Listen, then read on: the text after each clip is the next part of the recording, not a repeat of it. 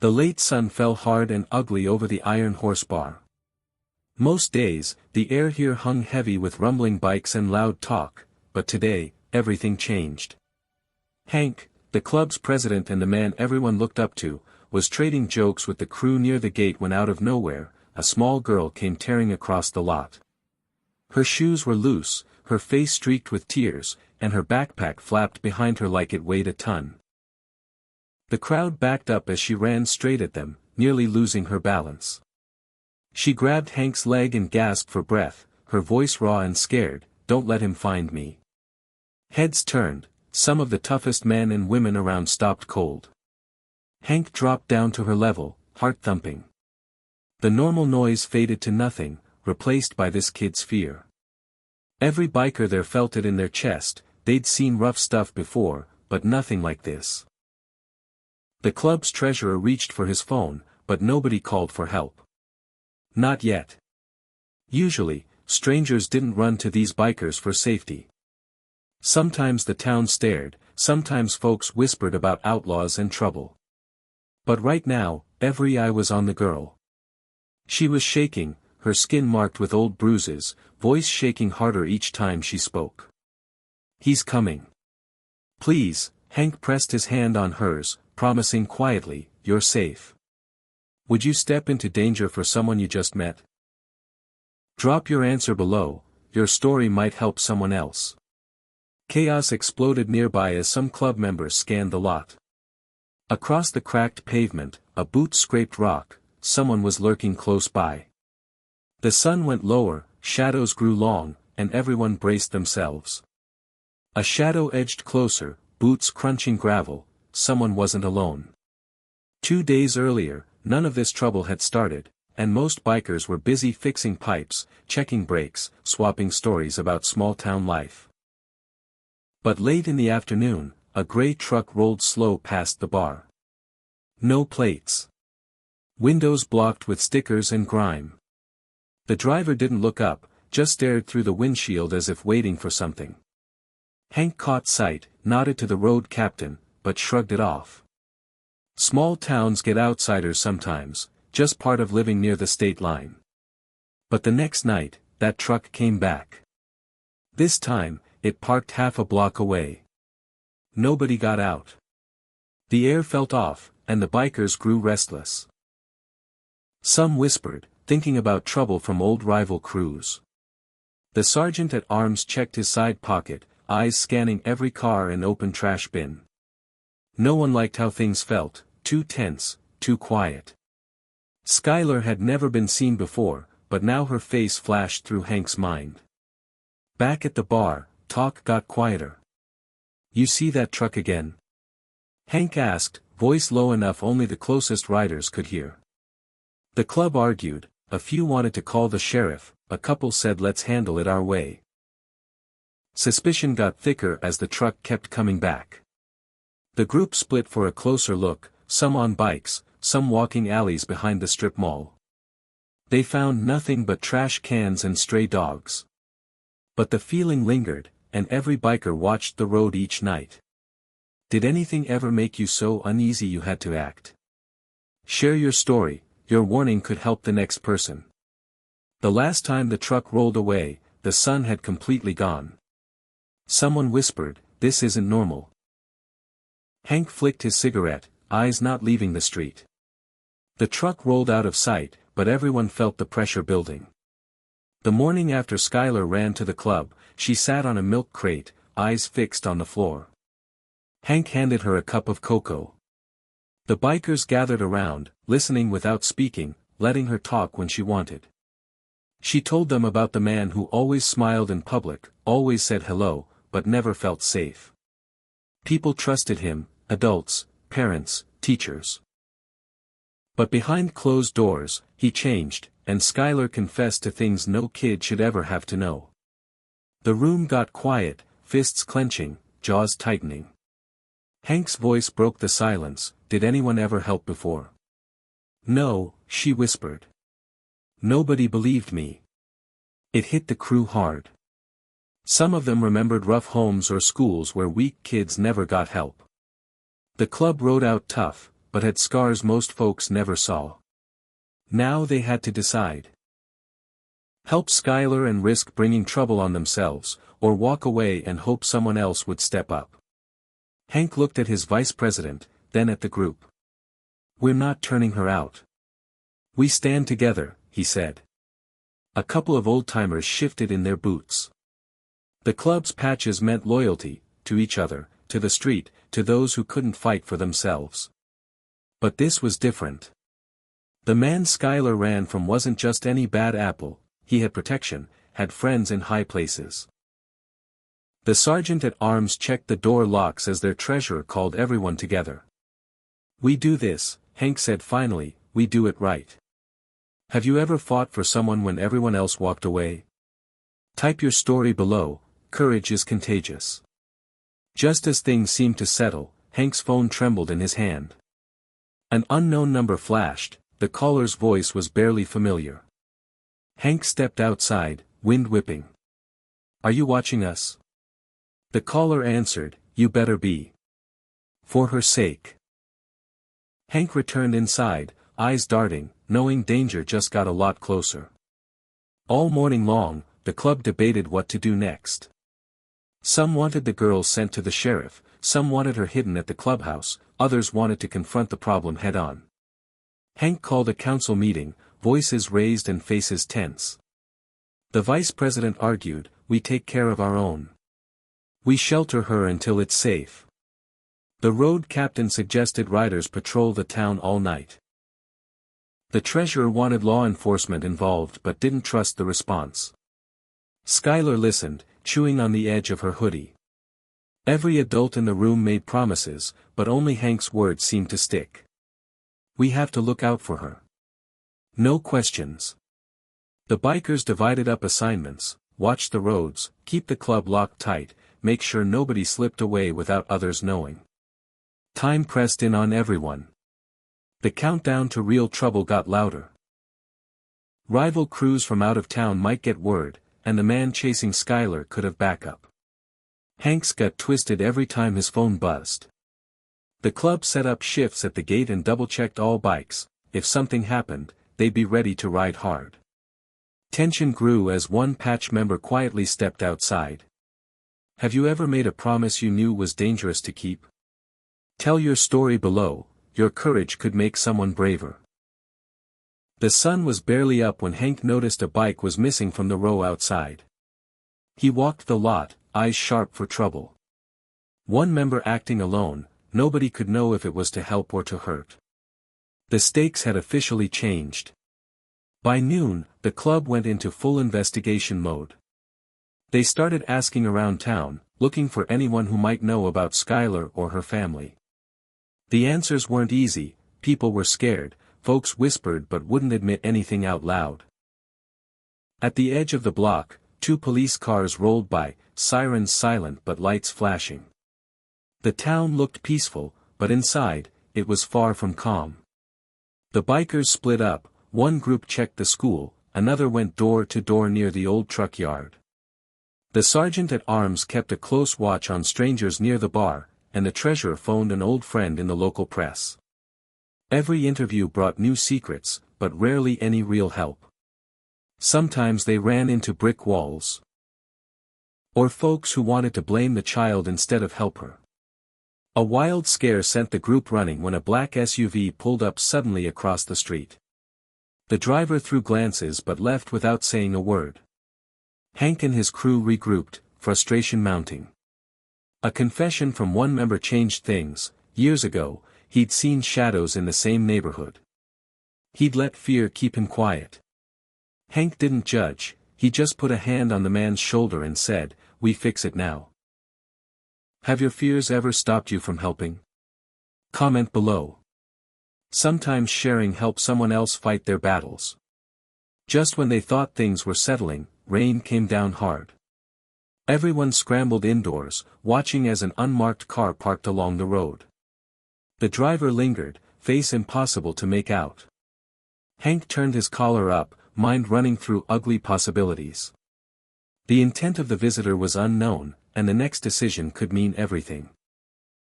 Dark rolled in fast that evening, swallowing the back roads in silence.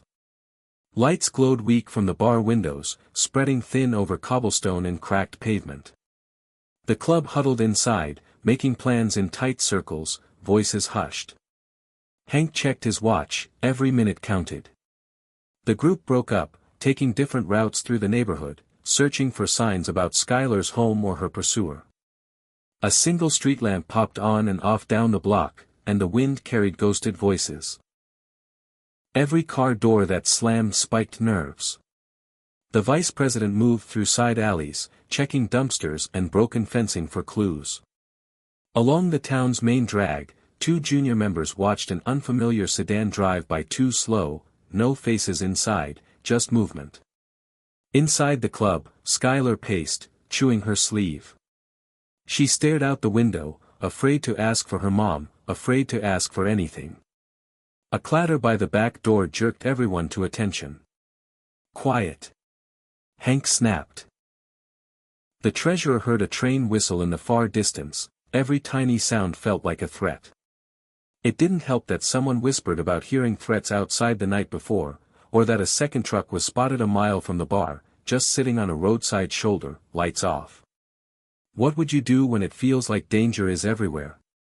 Share your answer, your story might keep someone else safe. Suddenly, in the middle of a rushed club check-in, Skylar stopped cold. Her eyes got wide, and she pointed at the side gate. Through the mist, she saw a familiar face, someone she never wanted to see again. Before anyone could grab her, she bolted out the back door and straight into the alley. Boots hit the mud. Bikes roared to life. Within seconds, the whole club was fanning out across town. Hank called to the group to split up, 2 to the left, 3 to the right. Keep your eyes open, his voice echoed above the engines. Skylar ran fast, fueled by panic, and vanished into the maze of alleyways behind the club. One of the junior bikers, a kid named Rex with a wild streak, spotted her first by a chain-link fence. She ducked behind a dumpster, pressing herself flat, trying not to make a sound. Rex signaled the others but lost his footing on loose gravel, sending rocks flying. The noise drew unwanted attention. A pair of men from the corner bar came outside, eyes narrow, muttering to themselves. The rest of the club circled blocks, headlights searching for any sign of Skylar. Tension snapped as shouts rang out from the hardware store lot. One biker had taken a wrong turn, skidding down a dark alley and losing sight of both the girl and the others. The group regrouped, agreeing to search on foot, but frustration set in. Hank checked his phone, no messages, no updates. In the chaos, nobody noticed that the strange gray truck had rolled by again, headlights flaring once before going dark by the alley's mouth. Skylar, breathing hard, heart racing, crouched beside an old soda machine. Her courage flickered as she watched bike lights bounce on cracked walls. She wanted to shout, but the fear of being grabbed again kept her silent. Have you ever felt lost or outnumbered, but kept moving anyway? Tell your story, sometimes the best help comes from unexpected places. A sudden scream cut through the night from 3 blocks away. Club members froze, hearts in their throats. Skylar was gone. No one knew which direction the scream came from. Everything balanced on a knife's edge. When the group finally returned to the bar, exhaustion painted their faces. Skylar was nowhere. Frustration turned to anger, at themselves, at old grudges, at the person who was supposed to be watching the back door. 15 minutes later, the treasurer burst through the side entrance with news: the stash room's been hit. Hank and the crew rushed to the back. In a corner, under loose floorboards, they found something strange, a map marked with tomorrow's date and a list of addresses from around town, including the very street Skylar had run from. The road map set off a firestorm of arguments. The vice president accused Rex of leaking information. Rex shot back, defending himself, demanding proof. Old wounds reopened as members aired out past mistakes, broken trust, and hidden alliances. 2 bikers nearly came to blows. While tempers flared, the truth finally cracked open. One club member, quiet Ed, usually invisible, admitted he'd kept things from the crew. Years ago, a job gone wrong had him in debt to a shadowy figure, and it was that figure who now seemed to be moving the pieces. Ed's voice broke as he explained his reasons, not for money, but out of fear. Has your trust ever been put to the test, at work, in family, or with friends? Share below. Sometimes the toughest truths need a voice. A tense silence settled. The group realized their problems ran deeper than one outsider. Skylar's fate depended on them working together, not ripping apart. Hank slammed his fist on the counter. We settle this now or we lose everything. Just then, one of the junior writers flashed a light on the last page of the map. In faded pen, tomorrow's date circled in red, the word meet scribbled near the train station. No one slept much that night. Plans were drawn fast, radioed between scattered safe houses, and quietly passed through the club network. Hank's friend at the local precinct phoned in just after dawn, his voice trembling. Someone's checking every station near the city line. Watch your backs. The group gathered at sunrise, gear packed, bikes checked 3 times over. The club split up. Half to the train station, half to the school and the public library, the places marked on Ed's map. The air buzzed with anxiety. Trust in local law was weak, sometimes police helped, sometimes they asked too many questions. At the train station, a patched-up pickup idled by the curb, exhaust curling in the morning cold. From across the street, the vice president watched for movement. A teacher, who'd quietly become a friend of the club, stood guard at the bike racks nearby, eyes wide open. Back at the bar, Hank found a stranger's backpack in the alley behind the dumpsters. It was Skylar's, her favorite book still inside, but no sign of her. Next to it, someone left a single page torn out, 4 words scrawled in block letters, midnight. 1 shot. Alone. Ever rushed headlong into trouble to protect someone? Drop your story below. Heroes come in all shapes and colors. With the deadline ticking down, the group huddled. He's trying to split us, Hank told them. Nobody doubted it. Stakes were higher than ever, and the way forward was full of risks, dead ends, and doubt. Skylar's safety depended on their resolve. Mid-afternoon, the club turned fortress. Every gate checked, every patrol doubled. Meetings took on a tense edge. The map of the county hung from the clubhouse wall, thumbtacks marking all the possible ambush points. Hank set down the plan. Some would stay to defend Skylar if she found her way back, the others would try to intercept her hunter. They armed themselves, nothing flashy, just what they needed, and planned to block every road the gray truck might take to escape. A steady stream of texts and phone calls kept information moving.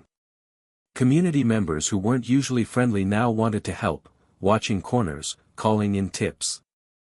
But Hank's gut twisted with worry. Sometimes extra hands caused more chaos than help. Time crawled as daylight faded. Every biker was on edge, nerves humming with every passing car, every stranger pausing too long at the intersection. In the last hour before midnight, the tension cracked when news came over the radio. One rider had blown a tire at the old mill on County Road 5, possibly sabotage. He was down, stranded. What's the bravest thing you've ever prepared for, even knowing it might go wrong?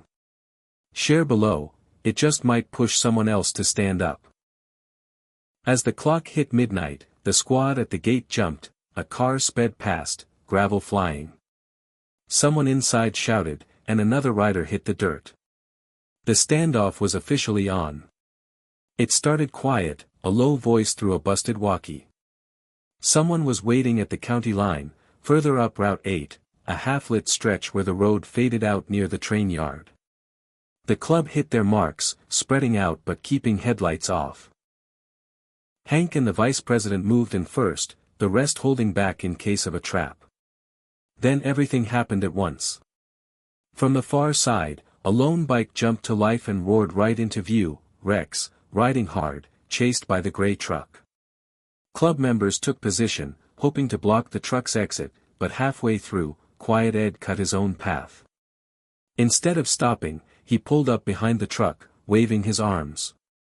Hank yelled, "Don't let him get between us." Ed slid off his bike, hands up. "We have to talk." Hank's nerves flared. It was a mistake, he saw it too late. As the club swarmed, Ed pulled a small object from his jacket and tossed it on the road. Everyone went tense. The truck window rolled down, a pistol came out, and suddenly nobody knew who to trust. Shots rang out, glass exploded, bikers pulled back for cover, except Rex, who dropped low to the ground and scrambled for the tossed object, which turned out to be Skylar's small backpack. Ed shouted, "I had to. He's got family too." The whole crew froze, hearts pounding, waiting for someone to make a move. Ever had your trust shaken so badly you had to choose sides in the heat of danger? Drop your story below. Your turning points could help others be braver under fire. A split second later, a gunshot cracked the air. Everyone ducked. A biker hit the gravel hard, the truck peeled out, and Ed was left in the road, calling out for help as the club's world spun off its axis. When the smoke cleared, the club counted their wounded and their blessings. Hank made sure Rex was unhurt, handing Skylar's backpack back to her with shaking hands. The chase wasn't over. Somebody helped patch up a bleeding arm while two new faces arrived, locals, including the teacher from earlier and an old man who ran the junkyard. "We heard you needed eyes." "We got plenty," said the junkyard man, wiping dust from his sweater. Hank didn't want outside help, but with one of their own missing and Ed's double-cross hanging in the air, he had little choice. They split into two loose groups, one to follow new leads at the bus lot, the other backtracking toward the town border. Just as the group started out, a deputy rolled up, one who'd always seemed cold to the club but who now offered a tip. He'd seen someone driving out of town with a passenger who fit Skylar's description. No time for debates. The club made a snap call to trust him, sending half the squad with the deputy and the rest peeling off for the junkyard. Has someone you didn't trust ever showed up just when you needed them most? Share in the comments. Stories of surprise alliances always inspire.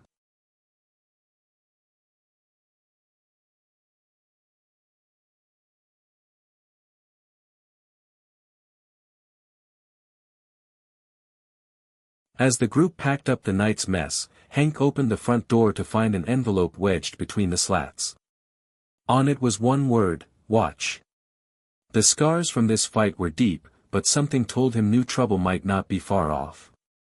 Later that week, the Steel Haven riders met again at the Iron Horse Bar. No bikes outside this time, just battered faces and soft voices. Hank put his hand on Skylar's shoulder, promising that as long as the club had breath, no one in Hanford would have to fight alone again. The club honored Rex for his bravery, the teacher for stepping up, and Ed, who'd made bad choices but came clean in the end, for standing with family when it counted. Neighbors who'd kept their distance joined in for coffee and laughter. There was pain, but also hard-won peace. Skylar started to smile again. Her nightmares faded as days grew brighter. Hank watched the town from the bar's porch, engine rumbling low in the distance, just a reminder to anyone watching that some communities run on loyalty and second chances. If their courage surprised you, like, comment, and subscribe. Would your crew step up? Share below. This story might be your story, too. As daylight hit that battered meeting place, bikes rolled out, not for trouble, but to remind everyone that sometimes, the roughest folks carry the safest hearts. Peace would settle over Hanford, at least for now, but the club knew what real heroism meant, and they'd answer the next call.